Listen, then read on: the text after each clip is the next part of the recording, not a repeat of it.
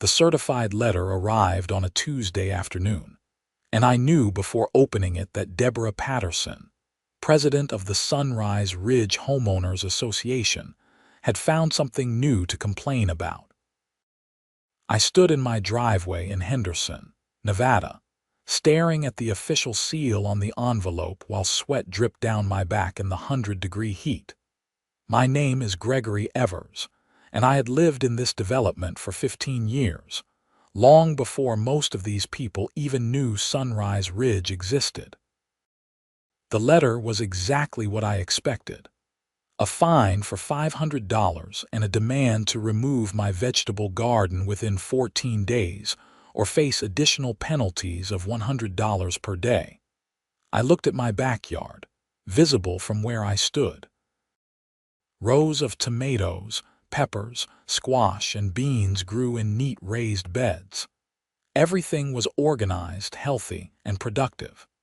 The garden took up maybe a quarter of my half-acre lot, positioned in the back corner where it barely visible from the street. I had built the beds myself, using cedar planks, and the whole setup looked cleaner than half the lawns in the neighborhood. The letter cited Section 12, Paragraph 4 of the HOA covenants. No structures or plantings shall be maintained that detract from the aesthetic uniformity and property values of the community. Aesthetic uniformity. I read those words 3 times, feeling my blood pressure rise. I had started the garden 6 months ago after retiring from my job as a civil engineer. My wife had passed away 2 years prior, and the garden gave me something to focus on besides an empty house. Nobody had said anything for half a year. Now, suddenly, it was an emergency requiring immediate action and a hefty fine. I walked into my house and grabbed my phone. My daughter, Sarah, answered on the second ring. "Dad, what is up? I just got fined by the HOA for my garden." "The vegetable garden? Are you kidding me?" $500, plus they want it gone in 2 weeks. Sarah knew how much the garden meant to me. She had helped me build the first raised bed, getting splinters and sunburned in the process. "That is ridiculous. Can they even do that?"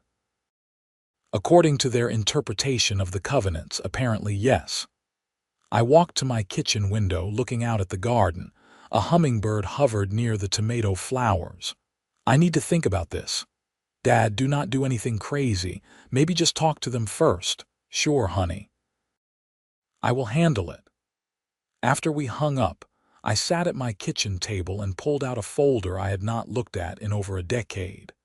Inside were the original development plans for Sunrise Ridge, documents from when the community was first established in 1998. I had been more than just an early resident here. I had been the engineer who designed the entire water system for the development. Back then, Henderson was growing rapidly, and developers were scrambling to build new communities in the desert. The company that developed Sunrise Ridge had faced a significant problem. The city water infrastructure ended about a mile away, and extending it would have cost millions. That is where I came in. My property, one of the first sold in the development, sat on top of an artesian well. When I bought the land, I negotiated a unique arrangement.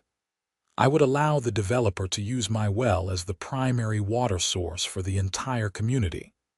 In exchange, I got my lot at a significant discount and retained ownership of the well and all associated water rights. The development would pay me a modest monthly fee for water access, and I would maintain the pumping station and filtration system located in a building on my property. This arrangement had worked smoothly for 15 years. The HOA, which took over from the original developer after the last lot sold in 2012, had continued making the monthly payments like clockwork. $2,000 per month went into my account every 30th of the month. It was not much compared to what I had earned as an engineer, but it covered my property taxes and utilities. I wondered if Deborah Patterson knew about this arrangement. She had moved into Sunrise Ridge only 3 years ago, buying one of the larger houses on the east side. She had been HOA president for 18 months, during which time she had instituted parking restrictions, banned basketball hoops visible from the street, and tried to force everyone to paint their houses in one of 3 approved colors. The next morning, I drove to the community center where the HOA maintained a small office. I found Deborah sitting at a desk, typing on a laptop. She was a woman in her early 50s, with blonde highlights and the kind of severe expression that suggested she enjoyed finding problems. "Gregory," she said, looking up, "I assume you received our letter." "I did. I want to discuss it." "There is nothing to discuss. The garden violates our covenants. It needs to go." She returned her attention to the laptop. "Deborah, that garden is not visible from any public area. It is in my backyard, maintained, clean, and productive. How does it detract from property values? Several neighbors have complained about the industrial appearance of the raised beds. This is a residential community, not a farm. Which neighbors? That information is confidential." I took a breath, trying to remain calm. "The covenants say nothing specifically prohibiting vegetable gardens. Your interpretation of aesthetic uniformity is subjective at best." Deborah closed her laptop and stood up. She was a tall woman, and she used her height to intimidate. The HOA board voted unanimously on this matter. The fine stands and the garden must be removed. If you wish to contest this decision, you may request a hearing, but I should warn you that legal fees will be added to your account if you lose." "I see." I stood there for a moment, considering my options. "Tell me, Deborah, do you know where the water for this development comes from?" She frowned. "The city water system, I assume." "No, it does not. Every drop of water used by the 230 homes in Sunrise Ridge comes from a well on my property. I own that well and all the associated water rights." Her expression did not change. "I am not sure what that has to do with your garden violation." "I am just making sure you understand the situation. That is all." I left before she could respond. I was angry, but more than that, I was disappointed. I had always believed in working within systems, finding reasonable solutions. But Deborah had made it clear she was not interested in reason. When I got home, I called my lawyer, Martin Chen. Martin had handled my wife's estate and various other legal matters over the years. I trusted him completely. "Greg, good to hear from you. What can I do for you?" I explained the situation with the HOA, the garden, and the fine. Then I told him about the water system. Martin was quiet for a moment. "Let me get this straight. You own the well that supplies water to the entire development, correct? I have all the original contracts and water rights documentation. And the HOA is aware of this." "The current president was not. I just informed her this morning." Martin laughed. "Oh, this is going to be interesting. Send me everything you have. All contracts, water rights documents, HOA covenants, everything. I want to review it all." I spent the afternoon scanning documents and emailing them to Martin. The original contracts were clear. I owned the well, the pump house, and all equipment. The development, now managed by the HOA, had rights to use the water in exchange for monthly payments, and with the understanding that I maintained operational control of the system. 3 days later, Martin called me back. "Greg, this is even better than I thought. According to the original agreement, you have the right to terminate water access with 90 days written notice. The development has no secondary water source. If you shut off that well, every home in Sunrise Ridge goes dry." "I do not want to actually shut off anyone's water, Martin. I just want them to leave my garden alone." "I understand, but sometimes the threat of action is more powerful than the action itself. Here is what I suggest." Martin outlined a strategy. First, I would formally request a hearing with the HOA board to contest the fine. At that hearing, I would present my case regarding the garden and remind them of our water arrangement. If they still refused to rescind the fine and the removal order, Martin would send a letter indicating that I was considering terminating the water access agreement. That might be too aggressive, I said. Greg, they fine you $500 for growing tomatoes. I think we can be a little aggressive. The hearing was scheduled for the following Tuesday evening at the community center. I arrived 15 minutes early and found the meeting room already full. Apparently, word had spread that something interesting was about to happen. The HOA board consisted of 5 members. Deborah sat in the center, flanked by Richard Morrison, an accountant, Susan Young, a realtor, Carol Henderson, a retired teacher, and Mark Stevens, who owned a local insurance agency. They sat behind a long table at the front of the room, looking official and self-important. Deborah called the meeting to order and quickly ran through some routine business before getting to my case. Item 7 on our agenda is the appeal filed by Gregory Evers regarding a covenant violation and associated fine. Mr. Evers, you have 10 minutes to present your case. I stood and walked to the front of the room. About 40 residents sat in folding chairs, watching with interest. I recognized most of them, though I knew few well. I had kept to myself since my wife died. Thank you for hearing my appeal. As you know, I received a fine for maintaining a vegetable garden on my property. I believe this fine is unjustified for several reasons. First, the garden is located in my backyard, barely visible from any neighboring property and completely invisible from the street. Second, the garden is well maintained, attractive, and productive. Third, nowhere in our covenants is there a specific prohibition against vegetable gardens. The section cited in my violation letter refers to aesthetic uniformity, which is highly subjective. Deborah interrupted. We have photographs submitted by concerned neighbors showing the industrial appearance of your raised beds and the general disarray of the growing area. I would like to see those photographs. Deborah hesitated, then nodded to Richard, who pulled up images on a projector. The photos had clearly been taken with a telephoto lens, zoomed in to make the garden look more prominent than it actually appeared from ground level. One photo was angled to catch some tools I had left out after working on the beds. It was the only time I had left tools out, and someone had happened to photograph it. These photos are misleading, I said. They used telephoto lenses to exaggerate the appearance and were clearly taken by someone going out of their way to make the garden look problematic. Anyone who actually walks by my property sees something completely different. Susan Young spoke up. Mr. Evers, the issue is not whether the garden looks good from one angle or another. The issue is that this is a residential community with certain standards. If we allow vegetable gardens, what is next? Chicken coops, goat pens? That is a slippery slope argument and not based on what I am actually doing.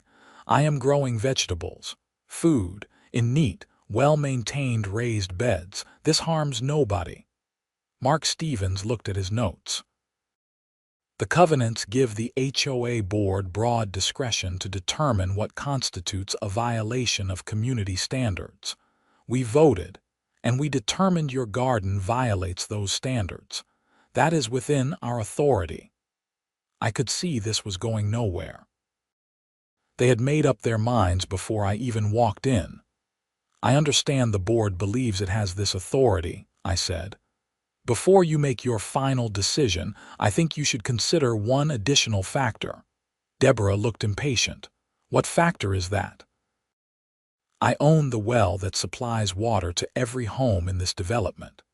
The water system is located on my property, and I have sole control over its operation.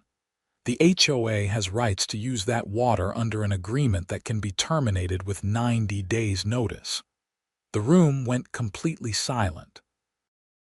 Deborah's face lost color. Richard Morrison leaned forward. "Are you threatening to shut off our water over a garden?" "I am not threatening anything. I am reminding the board that we have a business relationship that extends beyond typical HOA matters. I am asking you to reconsider your position on my garden in light of the cooperative arrangement we have maintained for 15 years. Carol Henderson, who had been silent until now, spoke quietly. "Deborah, I think we should table this matter and consult with our attorney." "We do not need to consult with anyone," Deborah said, her voice tight. "Mr. Evers is clearly attempting to leverage an unrelated business arrangement to avoid complying with HOA rules. The fine stands." I looked at each board member. Carol seemed uncertain. Susan was scrolling through something on her phone, probably looking up information about the water system. Richard and Mark were looking at Deborah, waiting for her lead. "Then I guess we have nothing further to discuss," I said. "You will be hearing from my attorney." I left the meeting and drove home. My hands were shaking on the steering wheel. I had never been good at confrontation. I liked solving problems through design and engineering, not arguments and threats. The next morning, Martin sent a formal letter to the HOA board. The letter was polite but clear. It stated that I was contesting the fine and the removal order on multiple grounds, including improper interpretation of the covenants, selective enforcement, and violation of my property rights.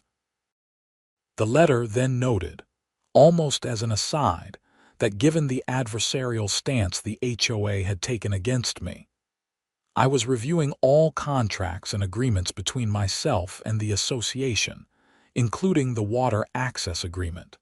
Martin called me after sending the letter. "That should get their attention. I expect you will hear from their attorney within 48 hours. It took 24 hours. The HOA's lawyer, a woman named Patricia Dunn, called me directly. "Mr. Evers, I represent the Sunrise Ridge HOA. I would like to discuss resolving this matter." "I am happy to discuss it. My position is simple: rescind the fine and leave my garden alone. The board believes the garden violates community covenants and sets a bad precedent. The board is wrong. The covenants are vague, and they are applying them selectively. I have lived here longer than any board member. I have never violated any reasonable rule.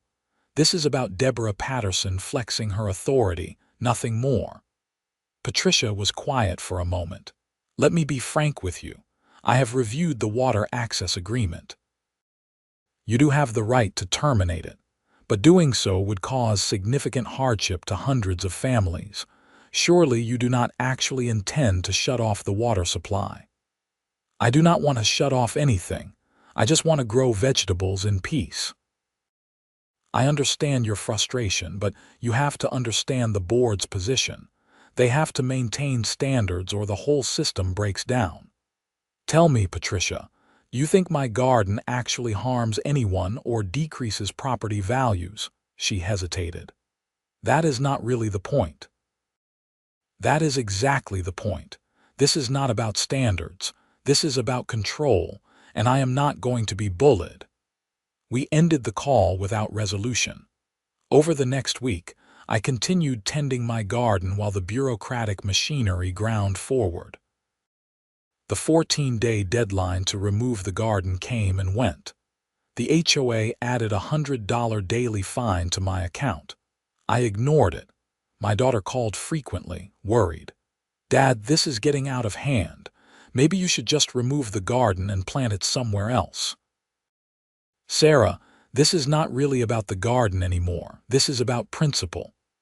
"I know, but you are talking about cutting off water to hundreds of people. That is extreme." "I am not going to actually do it, but they need to understand they cannot push people around." Meanwhile, word had spread through the neighborhood. I started receiving visits from other residents. Some supported me. Tom Bradley, who lived 3 houses down, stopped by one evening. "Greg, I just want you to know I think what the HOA is doing is garbage. I voted against Deborah in the last election. That woman has made living here miserable." Others were less supportive. Jennifer Walsh, who served on the Architectural Review Committee, left a note in my mailbox suggesting I was being selfish and unreasonable. The most interesting visit came from Robert Kane, an attorney who lived on the north side of the development. He knocked on my door on a Saturday morning. "Mr. Evers, I hope you do not mind me stopping by. I am Rob Kane. I live over on Sunset Court. I know who you are. What can I do for you? I have been following your situation with the HOA. I wonder if you have considered that other residents might want to join your cause." Join my cause? There are a lot of people frustrated with how the board operates. Deborah and her allies have been overreaching for months. Your situation has brought everything to a head. Some of us are talking about recalling the board. This was unexpected. I just want to keep my garden. I understand, but this is bigger than your garden now. The board has been citing vague covenant language to enforce all sorts of petty rules.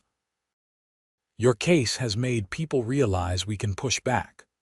Robert left me with his phone number and a request to keep him informed. I was not sure how I felt about becoming the center of a neighborhood political movement. I just wanted to be left alone. 2 weeks after the hearing, the HOA board held an emergency meeting. This one was even more packed than the last. I arrived to find standing room only. The tension in the room was palpable. Deborah called the meeting to order, looking distinctly uncomfortable. "We have called this special session to address the ongoing situation with Mr. Evers and to clarify some misinformation that has been circulating in the community." She went on to explain the water system arrangement, though she got several details wrong. She emphasized that the HOA had every right to enforce covenants and that allowing my garden would open the floodgates to violations. Then, Susan Young made a motion to suspend the fine and removal order pending further review. Richard Morrison seconded it. Deborah looked shocked. "We already voted on this matter," Deborah said. "And we can vote again," Susan replied. "I have done research into our legal exposure. If Mr. Evers terminates the water agreement, this community faces a crisis. The cost of connecting to city water would be astronomical, likely requiring a special assessment of $20,000 per household. Maybe more." Residents murmured at this number. $20,000 was real money. Mark Stevens nodded. "I have to agree with Susan. We need to find a compromise here." "There is no compromise on standards," Deborah said, her voice rising. "We either enforce the covenants or we do not." Carol Henderson spoke up. "Deborah, the covenants do not specifically prohibit vegetable gardens." "We made an interpretation, and maybe that interpretation was too aggressive. I am voting to suspend the fine." The vote was 4-1, with only Deborah voting to continue enforcement. The fine and removal order were suspended pending a full review of the covenant language and possible amendments. Deborah stood up, her face red. "This is a mistake. Mark my words, you are setting a precedent that will destroy this community." She walked out of the meeting.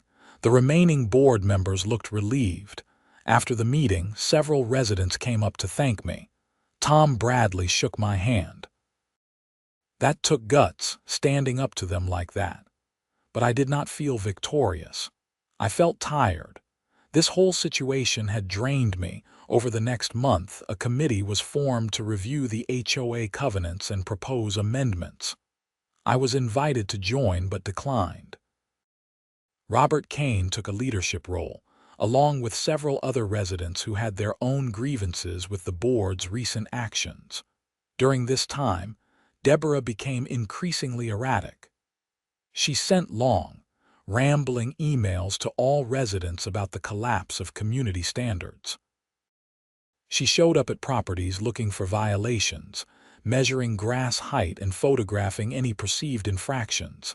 Then things took a disturbing turn. One morning, I went to check on the pump house and found the door ajar.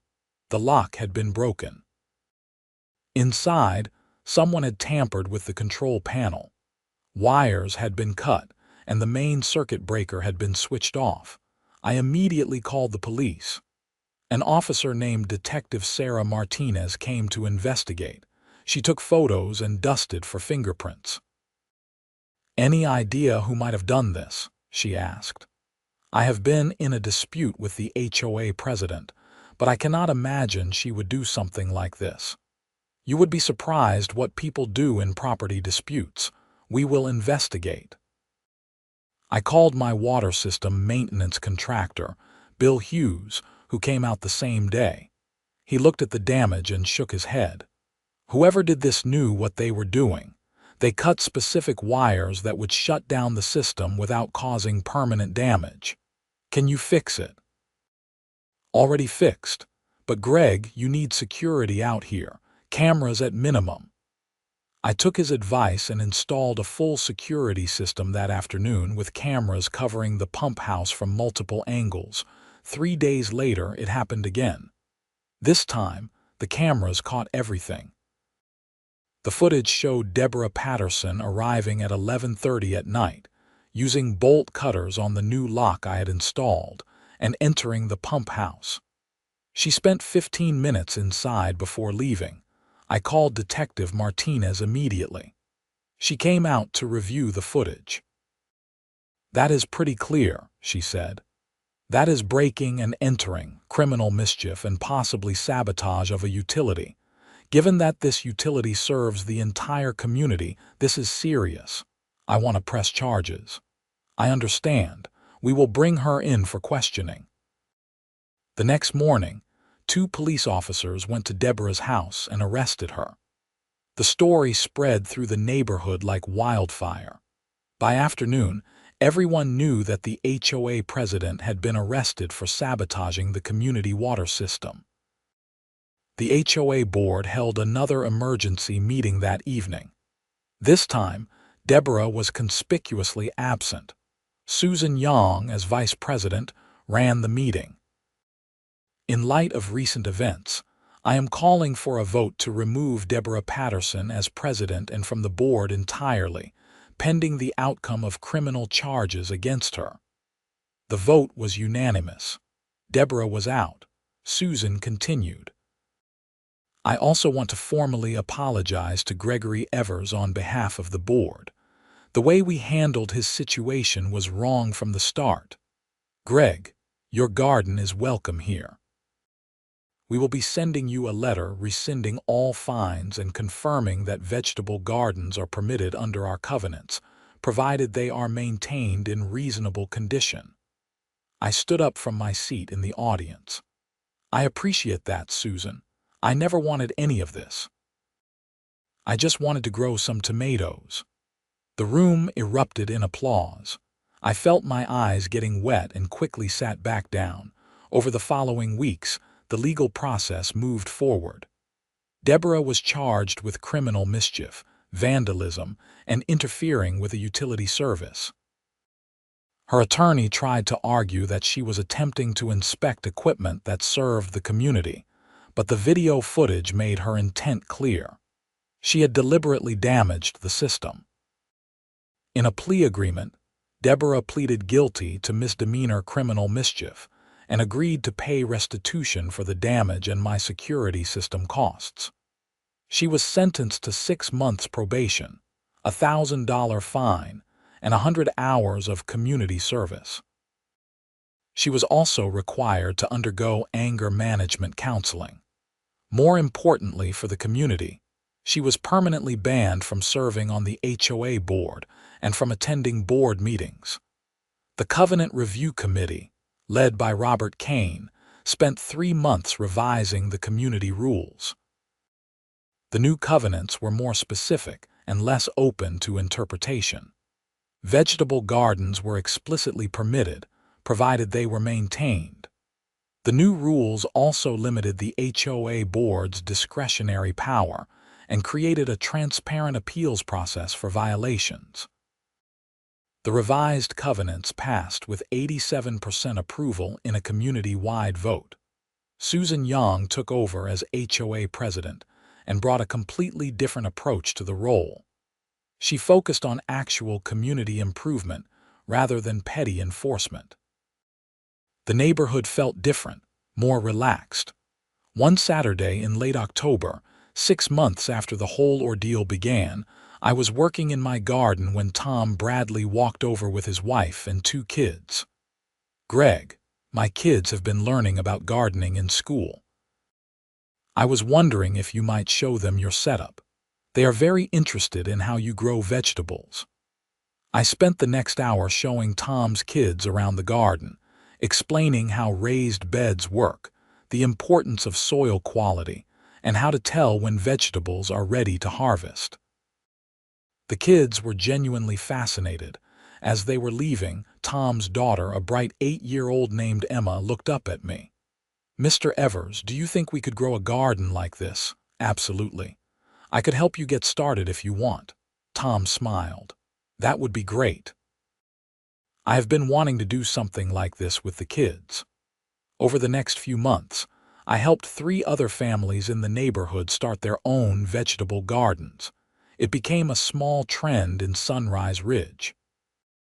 The gardens added character to the community and gave neighbors something to talk about besides HOA drama. My daughter Sarah visited for Thanksgiving, and we harvested vegetables together from the garden that had caused so much trouble. "Dad, I have to admit, when you first told me you were going to fight the HOA over this, I thought you were being stubborn." "I was being stubborn. No, I mean stubborn in a bad way, but you were right. Sometimes you have to stand up for what matters, even over something as simple as a garden." "It was never really about the garden," I said, pulling up a particularly large carrot.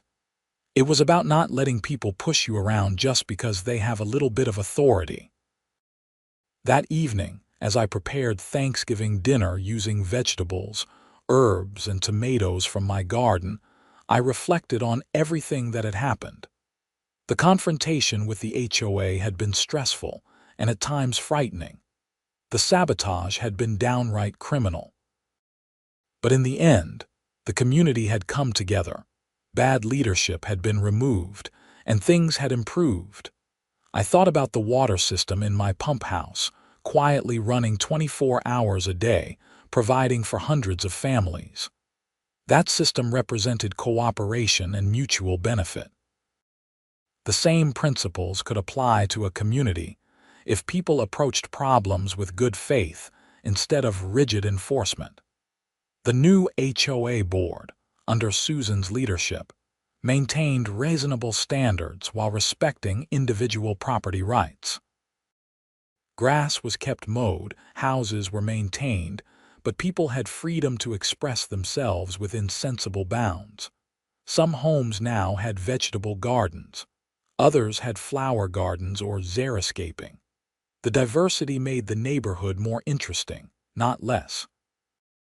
In January, I received a formal letter from the HOA board. I opened it with some trepidation, old habits dying hard, but this letter was different. It was a thank you note for my 15 years of maintaining the water system and ensuring reliable service to the community. It included a small plaque that read, "Gregory Evers, in appreciation for dedicated service to Sunrise Ridge." Susan had signed it, along with all the board members. I hung the plaque in my pump house, next to the control panel and the security monitors that now kept watch over the equipment. Spring came, and I expanded my garden slightly, adding a section for melons and a trellis for climbing beans. Nobody complained. In fact, several neighbors stopped by to admire the setup and ask for advice on their own gardens. One afternoon in March, I was installing a new drip irrigation line when a car pulled up. I recognized Robert Kane getting out. "Greg, have you got a minute?" "Sure, what is going on?" Robert looked slightly uncomfortable. "The HOA board wants to formalize the water system arrangement. The current agreement is old, and we want to make sure everything is properly documented and that you are being fairly compensated for maintaining the system." "I am fine with the current arrangement. We know, but we want to do this right. We have had an independent company assess the value of the water you provide and the work you do maintaining the equipment. We would like to propose increasing your monthly fee from $2,000 to $3,500 with annual adjustments for inflation." I was stunned. That is a significant increase. You are providing a critical service that would cost the community millions to replace. This is fair compensation, and honestly, it is probably still too low. We also want to establish a formal maintenance budget so you are not paying for repairs and upgrades out of pocket. We spent the next hour going over the details. The new agreement would be for 10 years, with options to renew. It included provisions for my eventual retirement or passing, ensuring the system could be transferred smoothly to professional management if needed. "There is one more thing," Robert said. "We want to create a small park area near the pump house with a plaque explaining the history of the water system and your role in making this community possible. We think people should know this story." I felt emotion welling up. "That is not necessary." "Maybe not, but we want to do it anyway." The new agreement was signed in April. The increased income was substantial, but more meaningful was the respect it represented. The community valued what I provided and wanted to acknowledge it properly. The small park was completed in June. It featured a walking path, benches, and drought-resistant native plants. A bronze plaque told the story of how Sunrise Ridge was built around the artesian well on my property, and how the water system had sustained the community for nearly 2 decades. At the dedication ceremony, Susan Yang gave a short speech.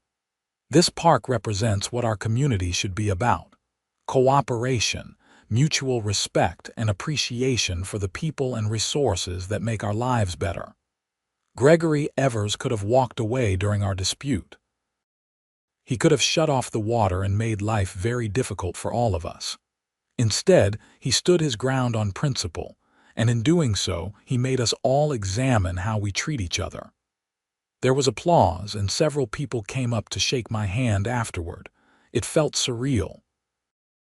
A year earlier, I had been a widower keeping to himself, tending a garden to cope with grief.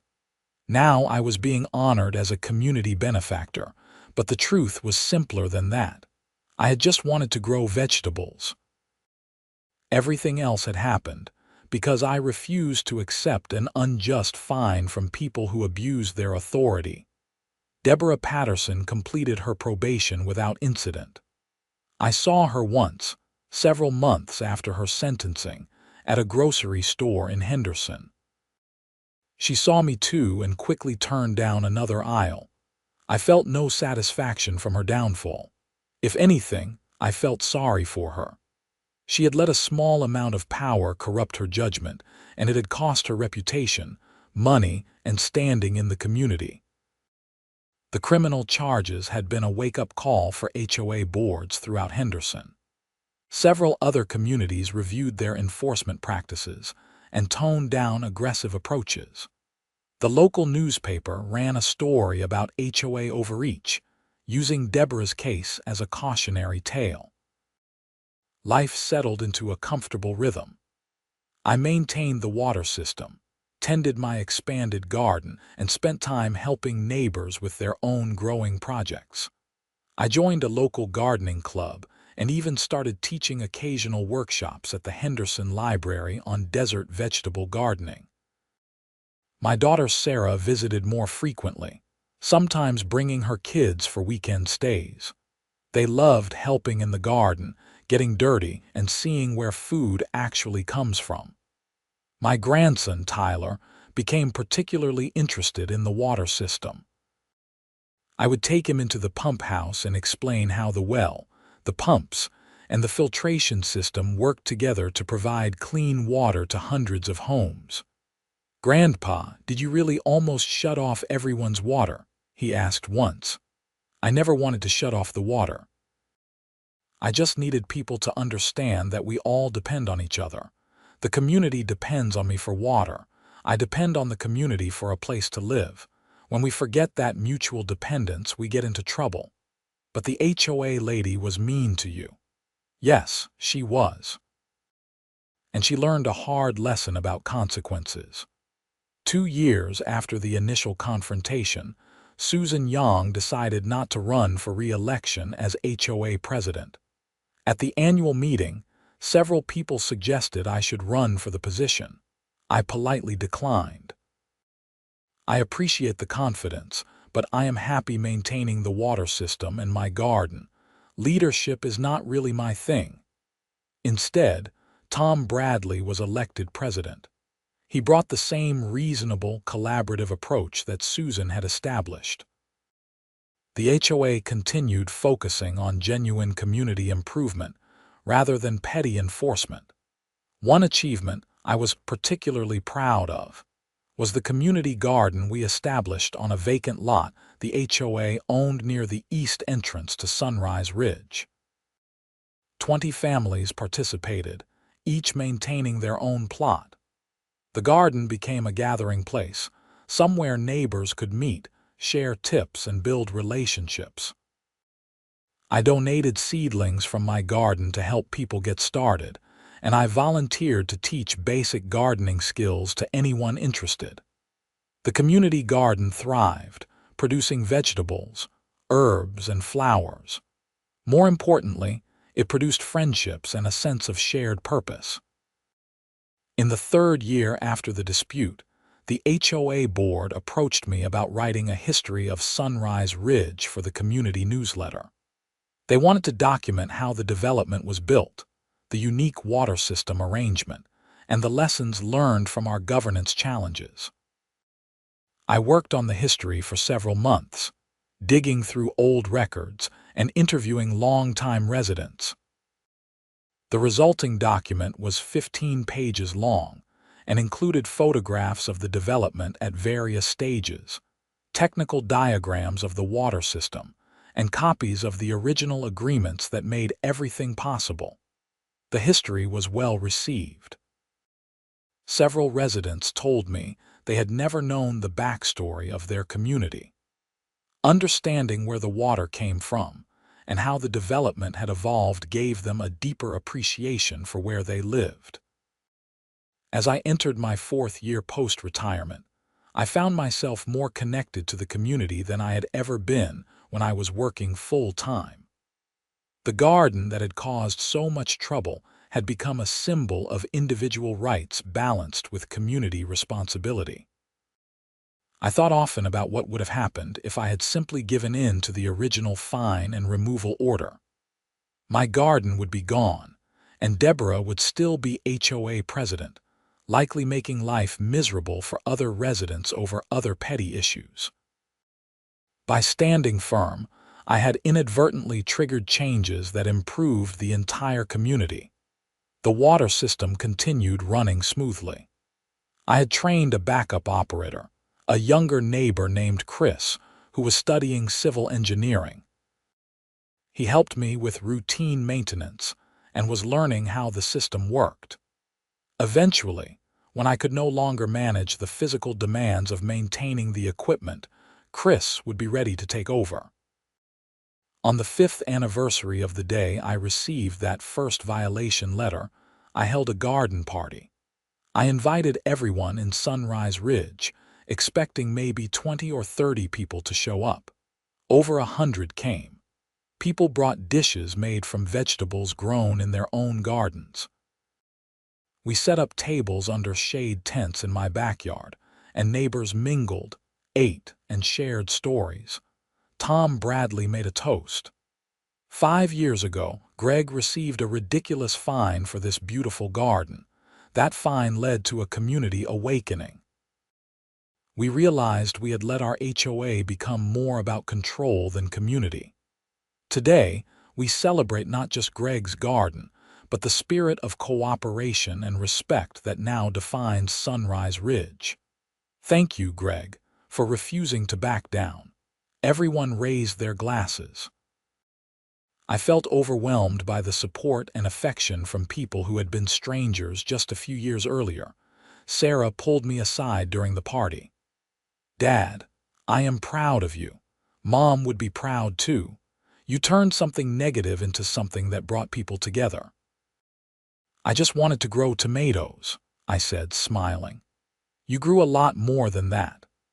As the sun set over the Nevada desert and my neighbors enjoyed food, conversation, and community in my backyard, I looked at the rows of vegetables that had started everything.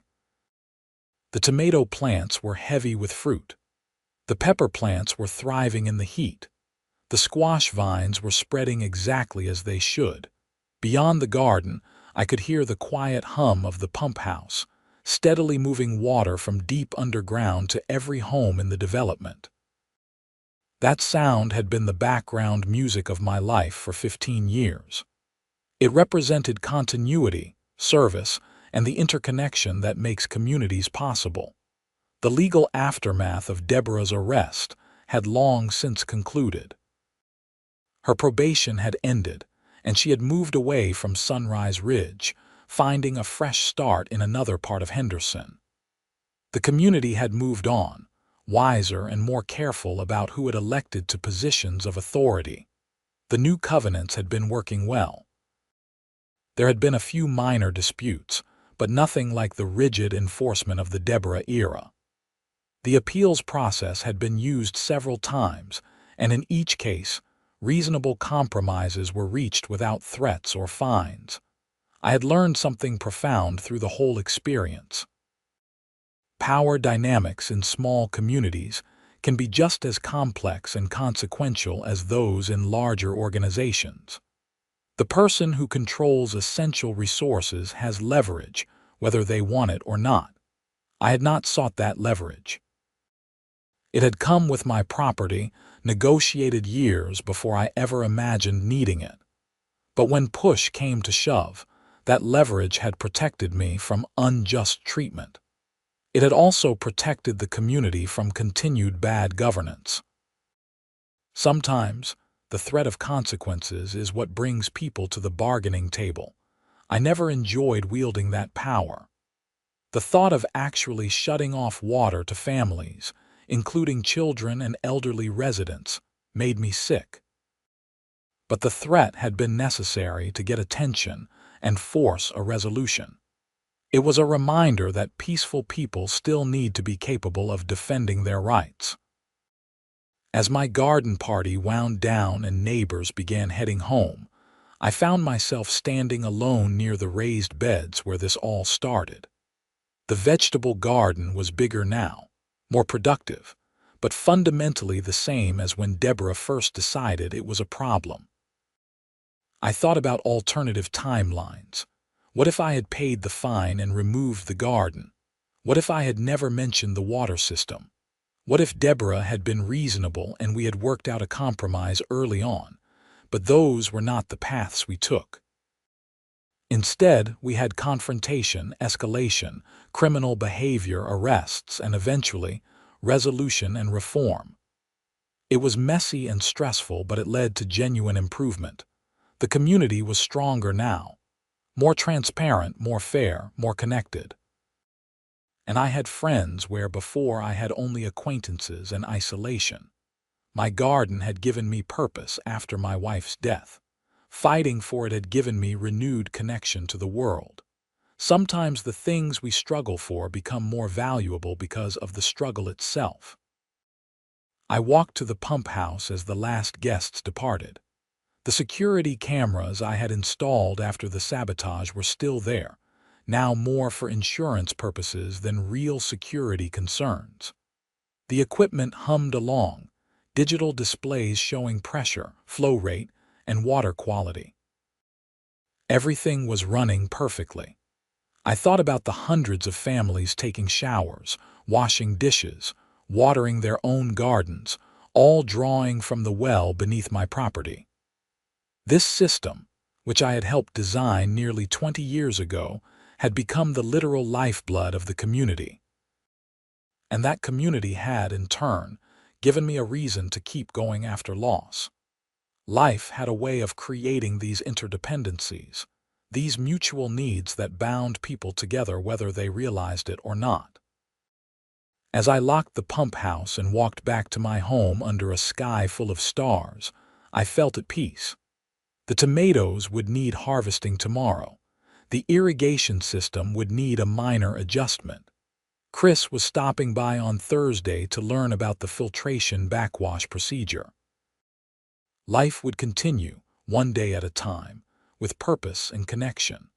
The certified letter that had arrived on that hot Tuesday afternoon 5 years ago was now just a document in a file, a reminder of how things can spiral out of control and then find resolution. The fine had never been paid. The garden had never been removed, and the water continued flowing as it always had, sustaining life in the desert.